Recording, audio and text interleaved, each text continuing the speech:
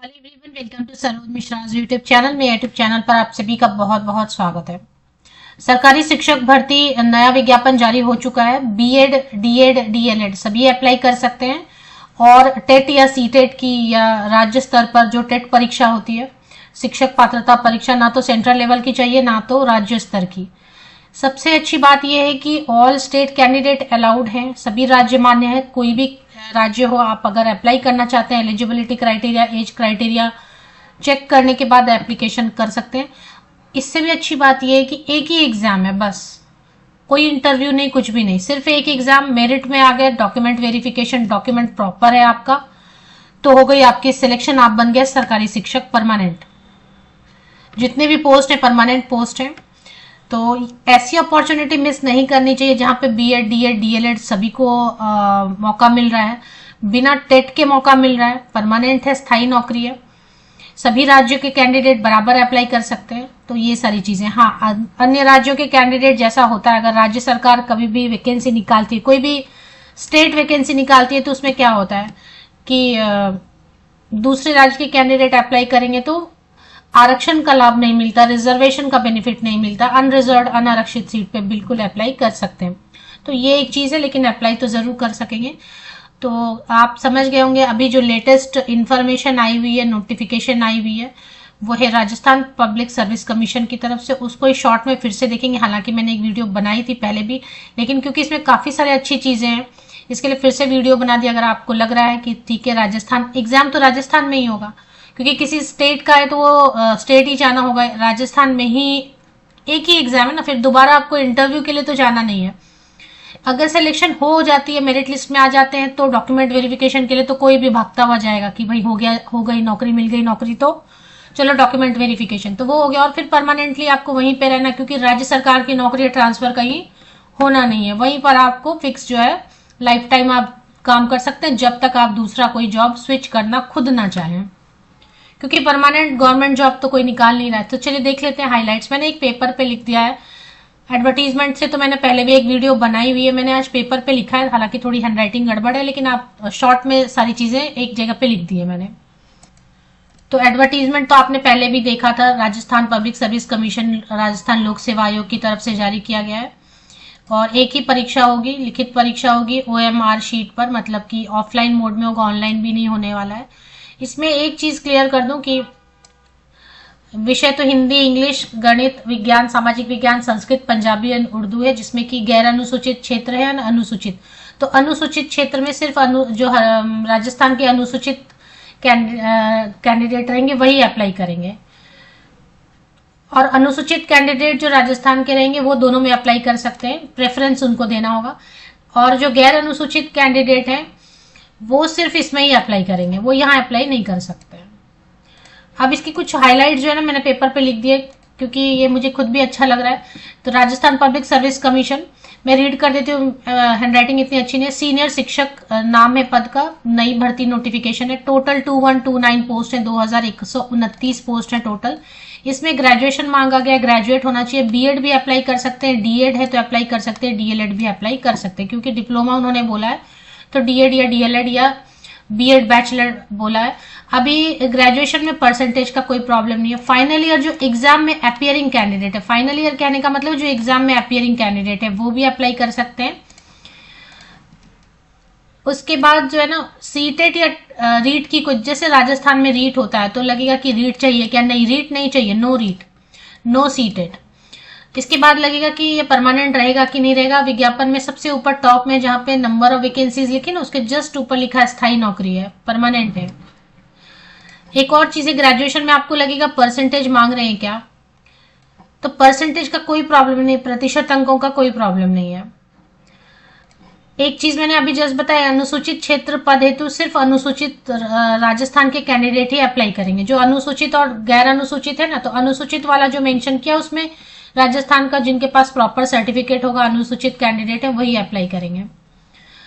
मैंने फिर से यहाँ पे रिपीट कर दिया कि डीएड है, चाहे डीएलएड है, चाहे बीएड है, सभी मान्य है, क्योंकि डिप्लोमा लिख दिया ना, डिप्लोमा इन एजुकेशन।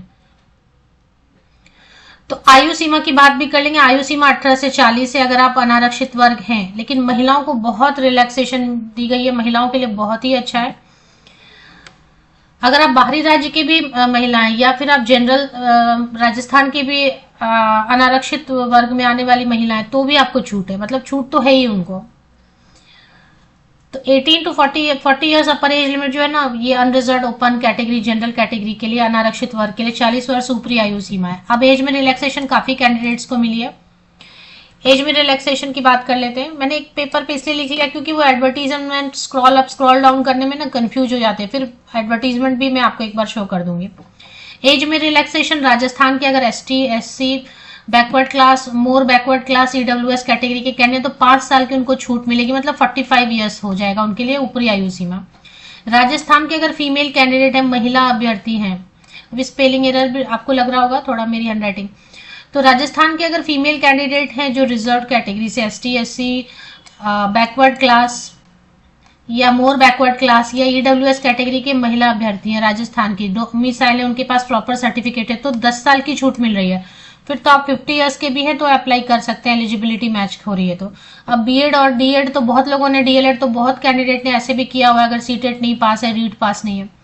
अब अगर आप फीमेल जनरल है, जनरल मतलब बाहरी राज्य के कैंडिडेट तो अप्लाई कर पा रहे हैं तो वो जनरल में आएंगे। अगर आप राजस्थान की भी महिला अभ्यर्थी हैं, विमेन कैंडिडेट हैं जो कि जनरल में है तो वो भी अप्लाई करेंगे तो उनके लिए 5 साल की छूट है, तो आपके लिए अपर एज लिमिट होगी 45 ईयर्स। अगर ऐसी फीमेल्स है जो विडो है या डाइवर्सी फीमेल है तो उनके लिए कोई अपर एज लिमिट ऊपरी आयु सीमा रखी ही नहीं गई है, तो ये सबसे अच्छी चीज है। इसके बाद एप्लीकेशन कब से कब तक है ये तो क्या सबने देख लिया होगा। 26 दिसंबर से लेके आप 24 जनवरी तक अप्लाई कर सकते हैं। 26 दिसंबर को फिर एक बार जो है ना रिमाइंडर वीडियो बना दी जाएगी कि हाँ ऑनलाइन एप्लीकेशन शुरू हो गए। एग्जाम एक ही है, सिर्फ जो सिलेक्शन क्राइटेरिया में सिर्फ और सिर्फ एक ही एग्जाम है। अभी आपको इतने सारे बेनिफिट्स जो है ना, हाँ सीट ठीक है कम है, लेकिन आपको क्या है, अगर आप ऐसे भी बहुत सारे एग्जाम की तैयारी कर रहे हैं तो एग्जाम क्रैक करना आसान होता है। तो एक ही सिलेक्शन क्राइटेरिया फेज 1 है, बस एक एग्जाम होगा जिसमें पेपर 1 पेपर 2 होंगे, 2 पेपर होंगे, एक 200 मार्क्स का होगा, एक 300 मार्क्स का होगा। नेगेटिव मार्किंग 1/3 रहेगा, जो भी एक क्वेश्चन को जो भी मार्क्स रहेगा उसका 1/3 मार्क आपका कट जाएगा अगर आप गलत रॉन्ग आंसर देते हैं। ऑफलाइन मोड में एग्जाम होगा, मतलब पेन एंड पेपर मोड में OMR शीट आपको दिया जाएगा। OMR शीट पे आपको सही गोला जो है ना भरना है, ब्लैक करना होता है ना, वो जो सर्कल होता है उसको। फीस अनारक्षित है, जनरल कैटेगरी के तो 600 है, अगर रिजर्व कैटेगरी के तो 400 है, तो मिनिमम 400 पे करना है, मैक्सिमम 600 रुपीज पे करना है। अगर आप गलती करते हैं, फॉर्म बहुत ध्यान से भरें तो फॉर्म करेक्शन का, एडिट का फॉर्म भरने से ज्यादा है, करेक्शन अगर आपको करना पड़ गया तो 500 रुपीज। इसलिए फॉर्म बहुत सावधानी से भरे, इसलिए पहले से ही विज्ञापन जारी कर दिया गया 26 दिसंबर को जब, तो क्या क्या डॉक्यूमेंट लगेंगे उसके साथ आपको रेडी रहना है। ये तो मैंने आपको बता दिया, सिलेबस पहले भी एक बार देखा है मैंने, फिर चलिए एक बार फिर से देख लेते हैं। तो ये एडवर्टीजमेंट है, मैंने शॉर्ट में लिखा, हैंडराइटिंग अच्छी नहीं थी, मैंने पढ़ के आपको बता दिया। एक जगह लिख देने से वो क्या होता है ना कि चीजें फटाफट पढ़ी जाती है, ऐसे स्क्रॉल अप स्क्रॉल डाउन करने से प्रॉब्लम होती है। तो मैंने मोस्टली सभी चीजें आपको बता दी है इसमें, और सब्जेक्ट आपको मैंने पहले ही बता दिया था, हिंदी, इंग्लिश, गणित, विज्ञान, सोशल साइंस, संस्कृत, पंजाबी, उर्दू। एक से ज्यादा पोस्ट के लिए भी अप्लाई करना चाहें तो कर सकते हैं। बाहरी राज्य के कैंडिडेट, अन्य राज्यों के कैंडिडेट बिल्कुल अप्लाई कर सकते हैं, उसमें कोई प्रॉब्लम नहीं। यहाँ पे लिख भी दिया, मैंने पहले भी एक वीडियो बनाई थी तो उसमें भी बताया था कि अन्य राज्य के अनुसूचित जाति, अनुसूचित जनजाति, अन्य पिछड़ा वर्ग, अति पिछड़ा वर्ग, आर्थिक रूप से कमजोर वर्ग एवं भूतपूर्व सैनिक हेतु आरक्षित पदों का लाभ जो है ना राजस्थान के अभ्यर्थियों को ही देय होगा। आधा जो है ना कट हो जा रहा है क्योंकि अगर मैंने बहुत छोटा कर दिया स्क्रीन को तो फिर पेज को तो पढ़ने में नहीं आएगा। आरक्षित पदों का लाभ राजस्थान राज्य के मूल निवासियों को ही देय है, अन्य राज्य के आवेदकों को उक्त लाभ देय नहीं होगा। इसके कारण उन्हें सामान्य वर्ग के अंतर्गत ही आवेदन करना होगा। तो सामान्य वर्ग के अंतर्गत आवेदन करना होगा अन्य राज्य के आवेदकों को। तो लिख ही दिया क्लियर कि आप अप्लाई कर सकते हैं जनरल कैटेगरी में, ओपन कैटेगरी में, अनारक्षित वर्ग अनरिजर्व में अप्लाई कर सकते हैं। सब्जेक्ट का अगर आप देखना चाहेंगे तो सब्जेक्ट में आपको Hindi, English, maths, Sanskrit, Urdu and Punjabi के लिए ग्रेजुएट होना होगा। रिलेटेड सब्जेक्ट आपने ग्रेजुएट और equivalent examination recognised by UGC, कहने का मतलब कोई फेक डिग्री नहीं होनी चाहिए। बहुत सारे होते हैं ना फेक डिग्री ले लेते हैं, फेक यूनिवर्सिटीज भी हैं एक दो, तो उनसे डिग्री ले लेते हैं तो वो बाद में रिजेक्ट हो जाएगा। तो ग्रेजुएट होना होगा, परसेंटेज प्रतिशत अंकों का कोई प्रॉब्लम नहीं है, मैंने शॉर्ट नोट बनाया था उसमें भी बताया। सब्जेक्ट ऑप्शनल सब्जेक्ट में भी पढ़ाए तो चलेगा। डिग्री और diploma in education, teacher training में बस इतना ही मांग रहे हैं, टीचर ट्रेनिंग जो होती है उसमें डिग्री या डिप्लोमा मांग रहे हैं, तो मतलब हो गया कि बीएड या फिर डीएड या फिर डीएलएड भी चलेगा। तो डीएड का ही नाम बदल के 2015 में डीएलएड कर दिया गया था ना, डीएड डीएलएड एक ही है। अब इसमें साइंस सब्जेक्ट में दो सब्जेक्ट कम से कम पढ़ा होना चाहिए, जो यहाँ पर इन्होंने लिस्ट में दिया हुआ, physics, chemistry, zoology, botany, microbiology, biotechnology and biochemistry, and बस इसमें से कोई भी दो सब्जेक्ट आपने ग्रेजुएशन में पढ़ा होना चाहिए। तो इसमें काफी सारे ऑप्शन ओपन हो गए। कई सारे कैंडिडेट जो एनवीएस वगैरह में, केवीएस में फॉर्म नहीं भर पाते साइंस वाले, आई थिंक यहाँ पर आप फॉर्म भर पा रहे होंगे, क्योंकि फिजिक्स, केमिस्ट्री, जूलॉजी, बॉटनी काफी सारे ऑप्शन दे दिए। सोशल साइंस में history, geography, economics, political science, sociology, public administration में एटलीस्ट दो जो है ना आपने, एंड फिलोसफी, इसमें दो सब्जेक्ट, कोई भी दो सब्जेक्ट आपने ग्रेजुएशन में पढ़ा होना चाहिए। ऑप्शनल सब्जेक्ट ऐसा बोल रहे हैं तो मतलब पढ़ा होना चाहिए। एंड बीएड या डीएड या डीएलएड होना चाहिए।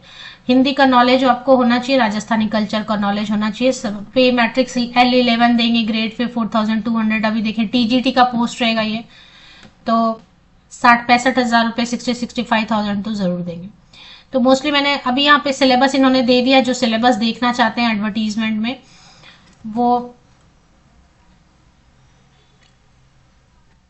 संशोधन के लिए देखें, करेक्शन के लिए सिर्फ अगर आप एडिट करना चाहेंगे, अगर मिस्टेक हो गई तो 500 रुपीज। तो ये 500 क्यों वेस्ट करने, जब आप फॉर्म भर रहे हैं तो सारे डॉक्यूमेंट सही सही लेके बैठे, उसकी नोट्स बना के बैठे, एक पेज पे नोट्स बना ले कि 10th में इतने परसेंटेज थे, करेक्ट उसको जो है ना डेसिमल में कितने परसेंटेज थे, 12th में कितने थे, ग्रेजुएशन में कौन से ईयर में पास किया, कौन सा नाम आपके 10th के मार्कशीट में है वही नाम, फादर्स नेम, मदर्स नेम, जो भी है वो सारी चीजें आप खुद एक नोट बना के बैठे ना, जिससे गलती नहीं होगी। क्योंकि गलत हो गया तो एक तो आपको एडिट करने की प्रॉब्लम, टेंशन आता है, दूसरा 500 रुपए आपके बेवजह वेस्ट होते हैं। तो सही से फॉर्म भरना है तो सारी चीजें पहले से रेडी करके रख ले।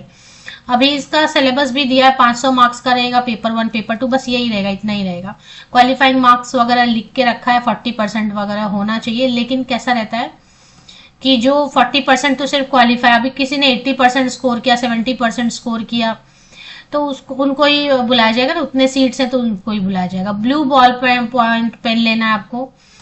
एंड यहाँ पे आपको 5 ऑप्शंस मिलेंगे। मोस्टली आपको मल्टीपल चॉइस क्वेश्चन में 4 मिलते हैं, यहाँ पे राजस्थान में आपको 5 ऑप्शंस मिलते हैं। तो ये रहेगा। अच्छा, अगर आप एक candidate who has not darkened any of the 5 circles in more than, आप अगर 10% क्वेश्चन नहीं सॉल्व करते हैं, करते ही नहीं है सॉल्व, है ना, तो यहाँ पे ऐसा नहीं कि आप छोड़ देंगे, निगेटिव मार्किंग है तो चलो खाली छोड़ के चले आओ, जितने आ रहे हैं उतने, वो ऐसा नहीं चलेगा। मतलब कि 10% क्वेश्चन, कितने क्वेश्चन रहेंगे, 150 क्वेश्चन रहेंगे ये बता रहे हैं। तो पेपर 2 में, और पेपर 1 में 100 क्वेश्चन रहेंगे, 100 क्वेश्चंस रहेंगे, और इसमें पेपर 2 में 150 क्वेश्चंस रहेंगे। तो इसमें क्या बता रहे हैं कि 10% क्वेश्चंस अगर आपने छुआ ही नहीं, मतलब 10% हो गया 100 का, 10 क्वेश्चंस आपने नहीं किया अगर पेपर 1 में, तो वैसे ही आप डिस्क्वालीफाई हो जाएंगे। फिर आपके क्या मार्क्स बन रहे हैं उससे मतलब, 10 क्वेश्चन नहीं किया डिस्क्वालीफाई कर देंगे। ये राजस्थान में थोड़ा स्ट्रिक्ट है। और 150 में 150 में अगर 15 क्वेश्चन आपने अटेम्प्ट नहीं किए तो आपको डिस्क्वालीफाई कर देंगे। ऐसे ही अटेम्प्ट तो करना ही पड़ेगा, मतलब तो फिर नेगेटिव मार्किंग होगी। मतलब यहाँ पे इन्होंने रखा है अपना कि स्कोर करना ही मुश्किल है। आप अटेम्प्ट करो तो नेगेटिव मार्किंग होंगे, नहीं अटेम्प्ट करोगे ज्यादा तो वो आपको डिस्क्वालीफाई कर देंगे। तो ये यहाँ पर थोड़ा सा है गड़बड़। बाकी इन्होंने इंटरव्यू वगैरह, स्किल टेस्ट, डेमो क्लास वगैरह कुछ भी नहीं रखा हुआ है। सिलेबस इन्होंने दे दिया रहेगा, इसी में सब देख लेना है। तो आरपीएससी की ये एडवर्टीजमेंट की लिंक आपको वीडियो के डिस्क्रिप्शन बॉक्स में मैं प्रोवाइड कर देती हूँ।